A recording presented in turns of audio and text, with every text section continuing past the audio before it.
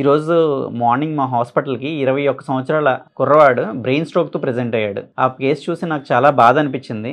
ఈ brain stroke cases అనేవి ఈ మధ్య కాలంలో ఎక్కువగా ఉంటున్నాయి. సో దీని గురించి అవేర్నెస్ కోసం మా neuro physician doctor Raj Kumar గారు మనతో ఉన్నారు. Sir good evening sir. Good evening sir. ఈ మధ్య ఈ brain stroke cases, paralysis stroke cases అనేవి చాలా ఎక్కువగా ఉంటున్నాయి సార్. అసలు దీనికి కారణాలు ఏంటి సార్? ఇవి ఎందుకు వస్తాయి?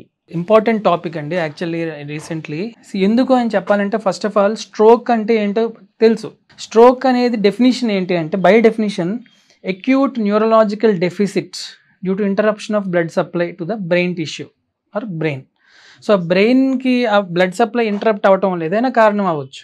ఏదో కారణం చేత ఆ టిష్యూకి బ్లడ్ సప్లై ఇంటరప్ట్ అయ్యి దానికి ఆక్సిజన్, న్యూట్రియంట్స్ లేకపోయేసరికి వెంటనే ఆ పార్ట్ సప్లై చేసిన ఆర్గన్స్ కానీ బాడీ పార్ట్స్లో ఇంకా డెఫిసిట్ వచ్చేస్తుంది, పారాలిసిస్ వచ్చేస్తుంది, ఇంకా పని చేయవన్నమాట. అది నెగిటివ్ సిమ్టమ్స్ లాగే వస్తాయి. అంటే ఈ తిమ్మిరో, పట్టుకున్న తెలియకపోవటం, అసలు పని చేయకపోవటం, పారాలిసిస్ అని పక్షవాతం అందరికీ తెలిసిందే.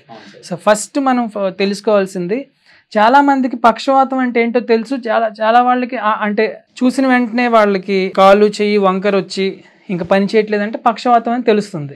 బట్ ఈరోజు మనం తెలుసుకోవాల్సింది ఏంటంటే, ఎందుకు అంత ఇంపార్టెంట్, ఎందుకు యంగ్ వాళ్ళల్లో వస్తుంది,